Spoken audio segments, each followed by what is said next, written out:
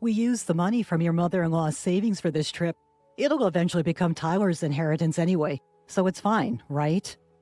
My brother and his wife rushed over immediately after my mother passed away, not to offer condolences, but to get her bank book and withdraw her savings before I could submit her death certificate to the government office. You used Mom's money? Huh? Trying to suppress my anger, I asked Carol, who casually responded, "Yeah, we spent about $10,000 on the trip, LOL.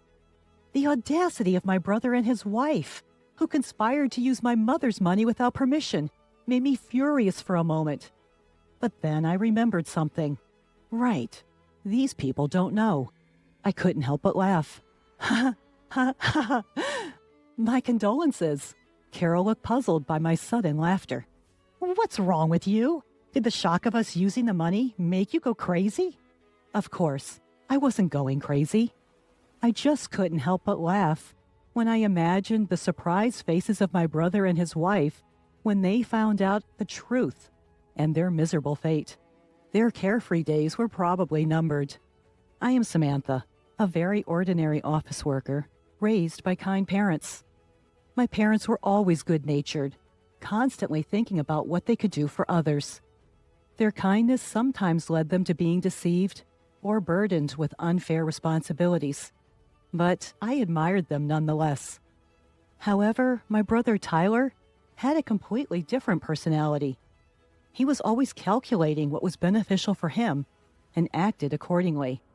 To him, our parents, who would go out of their way to help others, were incomprehensible. As Tyler grew up, his rebellion against our parents intensified. In high school, he began to demand more money from them, saying, "If you can afford to do something for others, you can give me more allowance." Despite accepting Tyler's personality, our parents never changed their beliefs. Their unwavering character only frustrated him more. Tyler's negative feelings towards our parents only grew stronger in college. Taking advantage of the fact that our parents paid for his tuition, Tyler spent his college days partying and eventually failing a year, which caused them trouble. Parents should naturally devote themselves to their children, right? Or can you only be kind to others, but not your own family? Tyler continued his selfish behavior with such justification. I once heard him brag to his friends, "My parents are so gullible, LOL." After graduating college, Tyler moved out and started living on his own. Although he left home without notice, he complained, "I can't live a decent life on my first paycheck," and kept coming back to our parents' house to get living expenses before returning to his own place. Our parents worried about him and kept giving him money as requested. When I got a job, I decided to support our parents financially in place of Tyler. "Samantha, it's your hard-earned money, so you can use it however you like." Although my parents said this, I wanted to help them, so I continued to give them money as if it were their grocery expenses. This lifestyle continued for several years, and Tyler, who only showed up to ask for money, unusually invited me and our parents to a restaurant to talk. At the meeting place, a beautiful woman was sitting next to Tyler. "Dad, Mom, Samantha. Let me introduce you. This is my girlfriend, Carol." The woman introduced as Carol bowed her head slightly. "I've decided to marry Carol. We'll be busy preparing for our new life and the wedding, but I hope you'll support us." I thought support meant something like, "Please take care of Carol." But it seems my older brother had a completely different idea in his head. He asked our parents to pay for his wedding and new home. Knowing our parents' inability to say no when it comes to helping others, he skillfully persuaded them to cover all the expenses. Even after the wedding and the purchase of the new home, he continued to get money from them. Carol, his wife, became accustomed to this and started living more extravagantly. However, this lifestyle didn't last long. Our father's health deteriorated, and he was hospitalized. Even with insurance, hospital stays are expensive. To ensure our retired parents wouldn't struggle financially, I suggested to my brother that we both share the burden of the hospital bills. "I've been living at home and getting help from Mom and Dad, And you've received a lot of financial support from them too, right? This is the time to help them out. But my brother didn't agree. What? Why should I? It's Dad's fault for not taking care of his health. He neglected himself while helping others. That's his responsibility. After that, my brother stopped visiting our parents' house altogether. Neither he nor Carol visited our father even once while he was in the hospital. My mother and I desperately took care of him, but he passed away. Even when we informed them of our father's death, they didn't help with the funeral arrangements. They showed up briefly at the funeral, but didn't greet our relatives properly and left. Our relatives looked at them with disdain, but they probably didn't care. My mother, who had bravely acted as the chief mourner during the funeral, began to lose her energy after the funeral, clearly affected by the loss of my father. Tyler, Mom has been feeling down lately. She wants to see you. Can you visit her at home sometimes? When I asked my brother, he thought for a moment and then said, "By the way, what happened to Dad's inheritance?" "It all went to Mom. It seems they had decided that's what they would do when Dad was still alive." "I see. So Mom has the money now, right?" Feeling a bad premonition, I warned my brother immediately. "Like I said before, Mom is mentally weak right now. Don't try to take her money, okay? I want you to come and cheer her up." "What's the point of going if I can't get any money? It's not worth it." When I insisted that we wouldn't give him any money, he never visited our parents' house. And then, half a year after our father's death, our mother passed away too. Even knowing our mother's weakened state, my brother never showed any concern. When he learned of her death, he rushed back to our parents' house. I thought he would fulfill his duty as the eldest son during the funeral. But as it started, he and his wife disappeared. I called his cell phone, but it went straight to voicemail. In the end, I took on the role of the chief mourner instead of him and managed to finish the funeral. It was a few days later when I finally got in touch with my brother. "Ah, Samantha? This is Carol." When I called my brother's phone, Carol answered. "Tyler is busy with boarding procedures and can't answer the phone." "Boarding procedures? Carol, where are you?" "We're at JFK Airport. We're leaving the United States in a few hours, LOL. "Are you leaving the United States and going abroad?" "Yes, we're going on an international trip." I was surprised at my brother and his wife's decision to go on a trip abroad, right after our mother's death. But I was even more shocked by what Carol said next. "We're really grateful to our mother-in-law, you know. Thanks to her, we're able to enjoy this luxurious trip abroad. Haha." "What do you mean by that?" "Well, we used our mother-in-law's savings for this trip. It was going to be Tyler's inheritance anyway, so why not?" "From Mom's savings? How did you get that money?"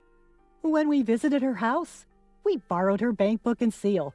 We knew we wouldn't be able to withdraw money once the death certificate was submitted, so we hurried." The real reason they rushed to our mom's house after her death was to get the bank book and withdraw the money before I submitted the death certificate. "So you used Mom's money?" Trying to suppress my anger, I asked Carol, and she casually replied, "Yes, we already spent $10,000 on the trip expenses. It's a good thing Tyler's plan worked out." For a moment, I was furious at the audacity of my brother and his wife for using our mom's money without permission.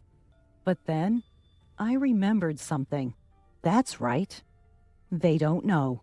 I couldn't help but laugh. Serves you right." Confused by my sudden laughter, Carol asked, "What's wrong with you? Did the shock of us using the money make you lose your mind? Tyler is the eldest son, so it's natural for him to inherit more, right?" Laughing, I answered, "Sure, that's fine. I'll give up my inheritance so Tyler can inherit everything. That was your plan all along, right?" Upon hearing this, Carol happily said, "Oh my, you're quite understanding." By the way, please make sure to arrange for all of Mom's mail to be sent to your house from now on. "Don't worry, it's a simple task. I'll let Tyler know." Carol hung up the phone cheerfully. I didn't hear from my brother again until they returned from their trip. Samantha, Carol told me you're giving up your inheritance. Yes, but more importantly, did you handle the mail forwarding for Mom's mail? Yeah, I took care of it as soon as we got back. Good to know. You're not going to change your mind later, are you? You won't say you should have inherited after all? Of course not. I still believe my decision was the right one. Well, it's only right that I, the eldest son, inherit everything. Haha. My brother said this and ended the call in high spirits. But a few weeks later, he called again, sounding panicked.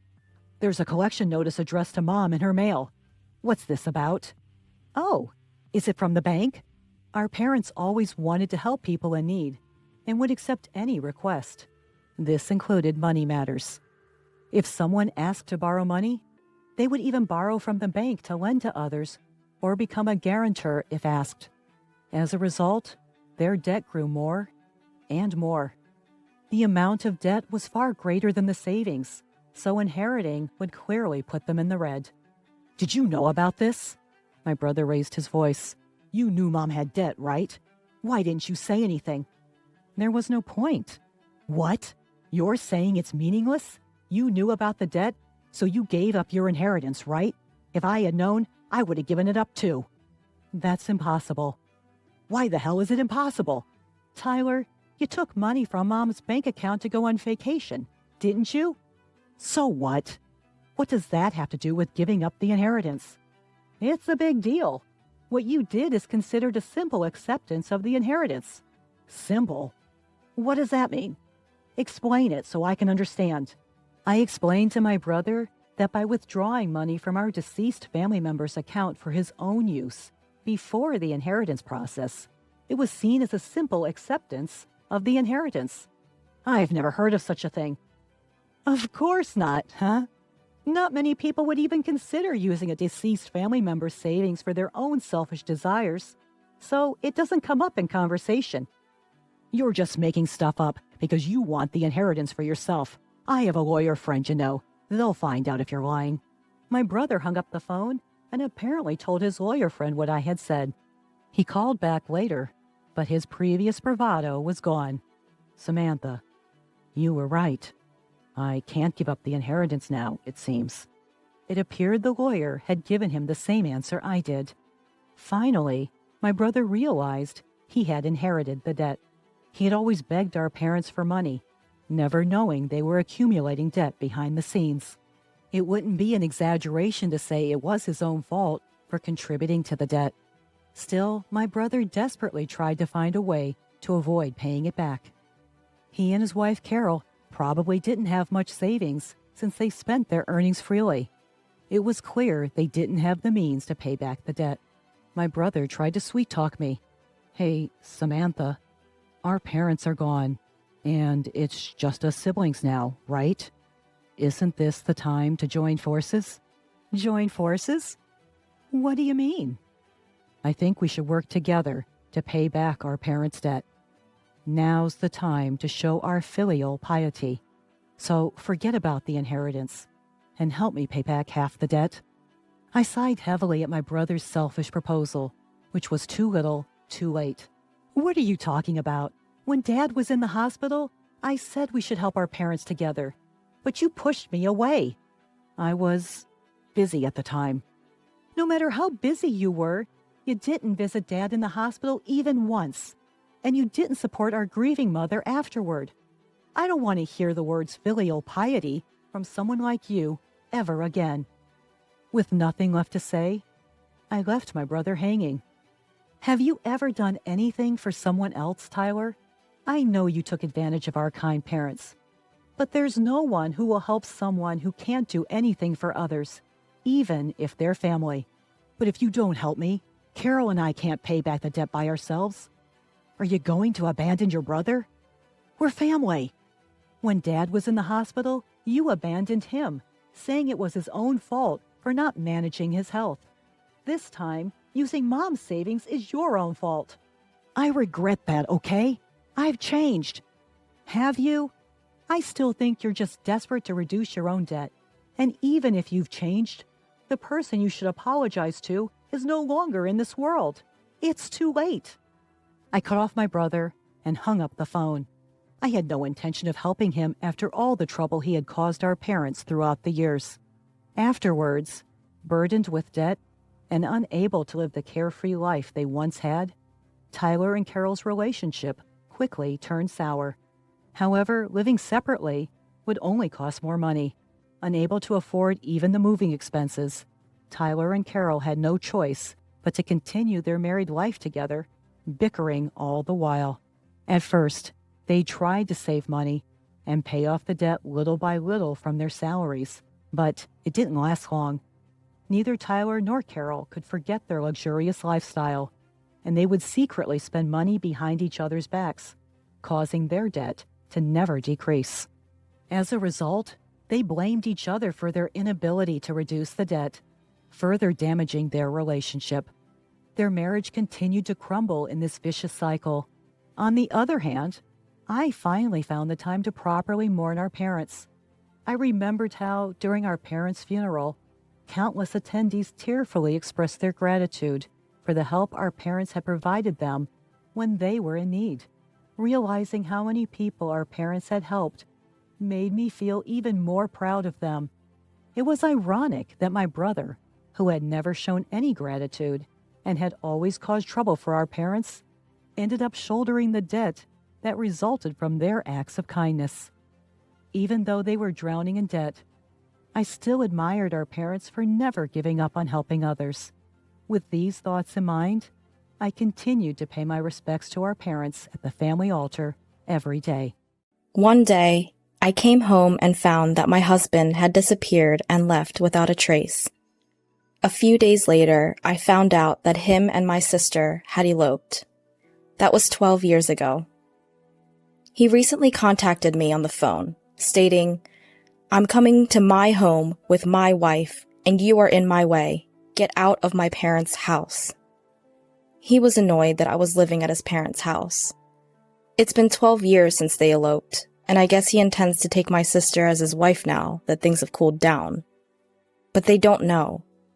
They don't know how drastically the family, including myself, have changed since then. My name is Melanie Miller, and I am 27 years old. I studied and majored in web design and started to work in a web production company.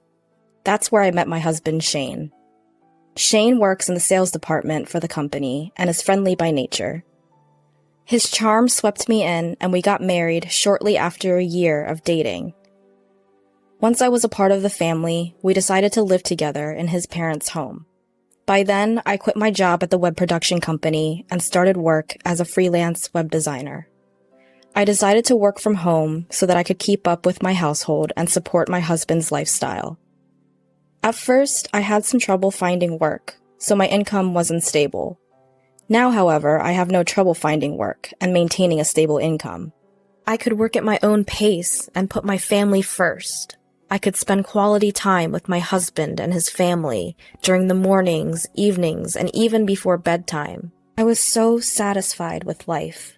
However, I noticed that my husband started to change his friendly attitude, little by little. It all started when I started to make twice the amount of money compared to what I was making 2 months prior at my old job. I was ecstatic to have reached and surpassed my salary that entire day. I couldn't wait to tell my husband when he came home from work. He's going to be so happy for me, I thought to myself. As soon as I knew he was home, I ran up to the front door with a huge grin on my face. "Shane, guess what?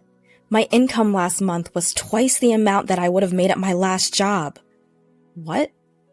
Are you serious? Your last job had great benefits and pay, right?"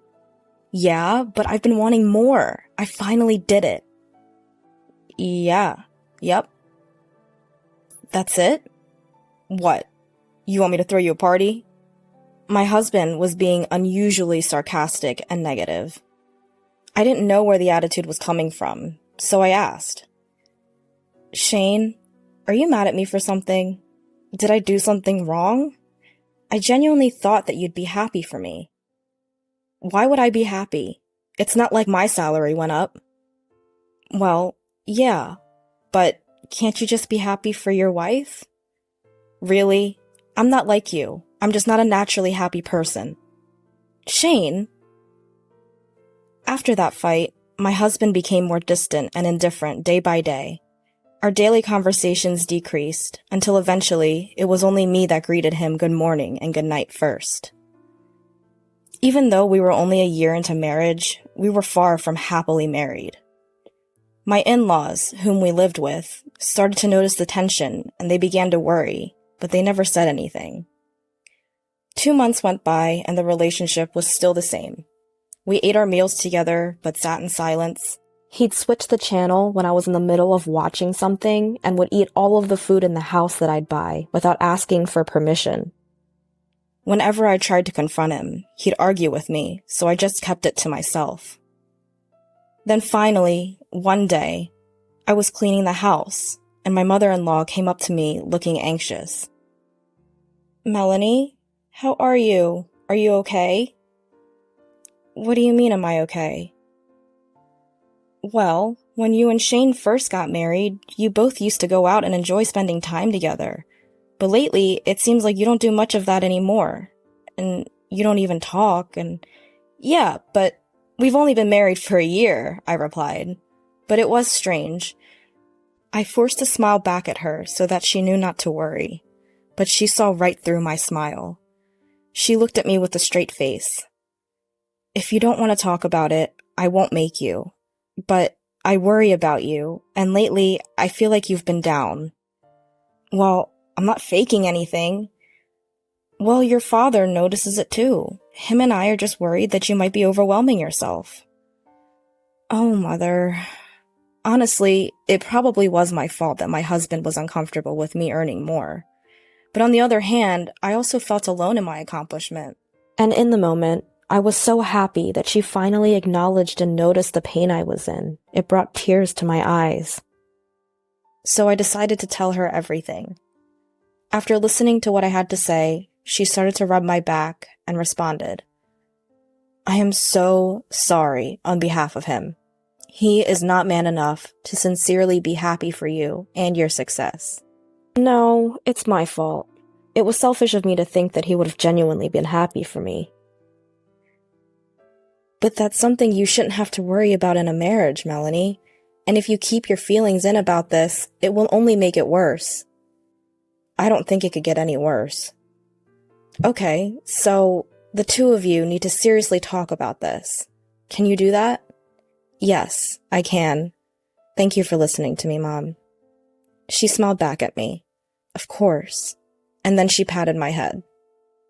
My in-laws love me as if I were their own daughter. They saved me. With her advice in mind, I decided to have a proper conversation with my husband. That night, I stayed up waiting for my husband to come home. However, there was no sign of his return no matter how many hours went by. Normally, he'd be home by 10 at the latest, but it was already past 11 that night. "What's taking you so long?" ? I texted him, but he didn't reply. Maybe something's wrong. I attempted to call him, but the phone would only ring and he didn't pick up, so I kept anxiously waiting. About midnight, he finally came home. "Welcome home," I said, but he sighed loudly and looked at me annoyed. "What are you doing? Why are you up this late?" "Well, I wanted to have a serious conversation with you today." "About what?" he answered annoyingly. "This all started between us because of my new salary, right? I mean, I probably should have kept that to myself. I'm sure it hurt your ego." As soon as I said that, a chill ran through me. There he was, in front of me, with a cold look on his face. I was frozen in fear. He replied hatefully, "There's nothing to talk about, and it's pathetic that you're waiting up for me to come home." "I'm trying to have a better relationship with you, Shane." "That's the problem, clearly. I made a mistake in finding the right partner." "No! I'm tired from working overtime. You don't get to talk because all you do is sit around at home all day." My husband stormed past me and went upstairs to the room. I couldn't get myself to move until I was sure he was fully upstairs. Why was he even talking to me like that? I just want to live a normal, married life. My mother-in-law had given me the push that I needed, but nothing had been resolved. Regardless, I don't want to push another conversation with him after that attitude. I felt like he completely invalidated me as a person, so my heart grew bitter. 2 more months went by and we didn't talk. The days were long and they passed by in a daze. That was when I came home one day and found that my husband was gone. I looked in his room and had a weird feeling. I thought, what? Shane's room is never clean. Shane is not a clean and tidy person, to say the least, but his room was surprisingly clean. The clothes in his closet and his suitcase were gone. I finally realized that he moved out of the house. I rushed to call my in-laws, but their phone was either turned off or disconnected. My sister Mimi then called me while I was still panicking. Hi, sis. Long time no see. Mimi, I can't talk right now. Your husband isn't there, is he? What? How did you know that? How did she know that? Something's not right here, and she proceeded to tell me the truth. I'm with your husband right now. What? What do you mean? Well, I was just at the bar, and I saw him there, coincidentally. We had a drink, and then he said you guys weren't really getting along.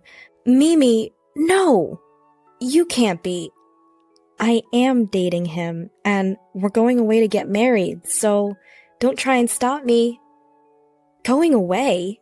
Don't be silly. Bring Shane back home now. I'm sorry, I can't.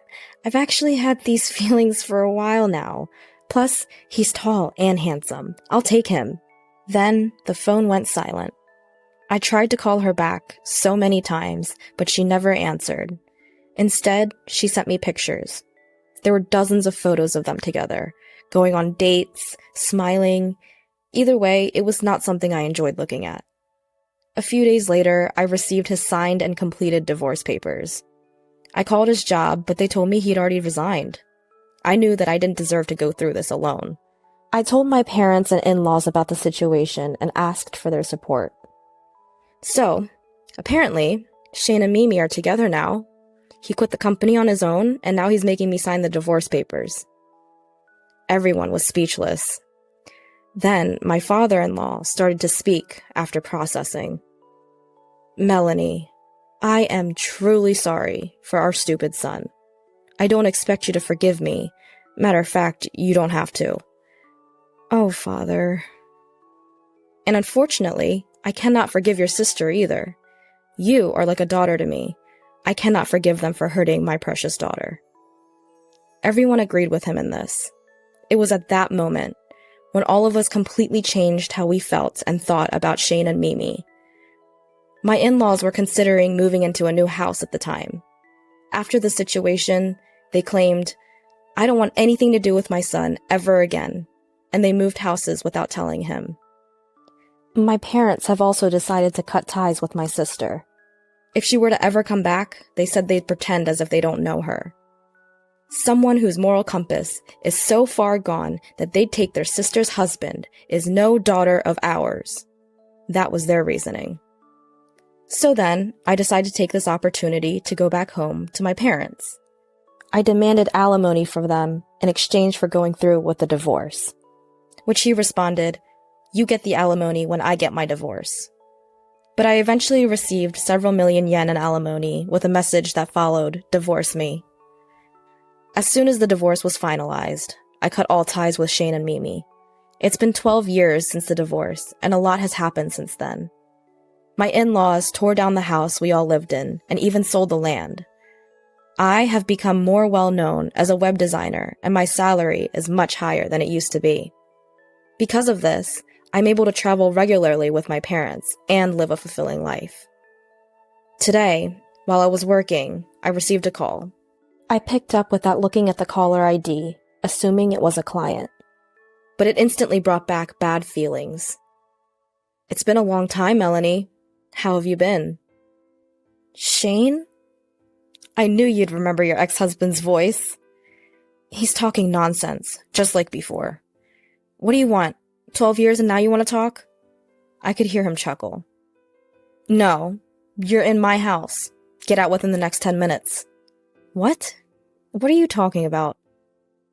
We're in some financial trouble. Anyway, I'm on my way there now. I'm bringing my wife home to my house. You can get out of my parents' house now. Apparently, he still thinks I'm living with his parents. He really thinks that after 12 years, things have cooled down and they'll finally be accepted. In the background, I hear, "That's right, get out of there," coming from my sister. But they really don't know. Do they really think that just because it's been 12 years, all is forgiven? The world is not that kind, and I will show them hell if I have to. But I took a deep breath and said, "If you want to go home, go home. I'm not at your parents' house anymore." "Oh, really? Did my dad kick you out?" "How dumb can you be? Your parents' house doesn't even exist anymore." "Huh? What do you mean it doesn't exist anymore?" Shane's voice started trembling with anxiety. At that exact moment, he pulled up to where the house used to be. He screamed, "What the hell?" And I could hear the anguish in his voice. I then continued, "As soon as you eloped, we decided to cut ties with you both. Your parents have moved out, and my parents completely disowned the woman you're with. There's nowhere for you to come back to." Are you kidding me? How is this even possible? Believe it or don't, be my guest. Your parents, my parents, and I don't consider you family. You aren't worthy enough since you both ruin people's lives. That's terrible. But family? And who ruined your family? Don't ever call me again. I won't let you people ruin my life any more than you already have. As soon as I said that, I hung up and blocked the number. This time, I severed the last connection. After their failed trip to his parents' home, they decided to try my parents. But my parents already disowned her. My sister is sobbing loudly, to which my parents responded, "Who are you?" and completely ignored them at the gate. Then, they both got down on their knees and started to plead. "Please, parents, please forgive us. We have nowhere to go, please." Shane was following along with Mimi. "I'm begging you as well. My parents' house is gone. We have nowhere to go. Shut up. We don't care. You're not family anymore." That's right. He even sprinkled salt on the front door. "No, please, wait. No, please, I'm begging you. My father-in-law." "You don't get to call me that.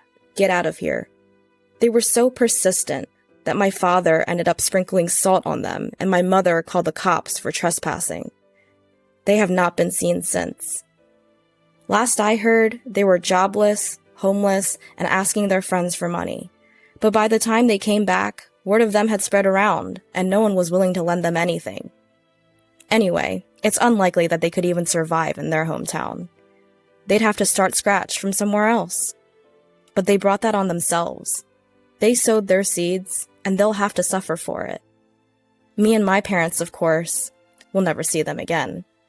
And they will live the rest of their lives full of regret.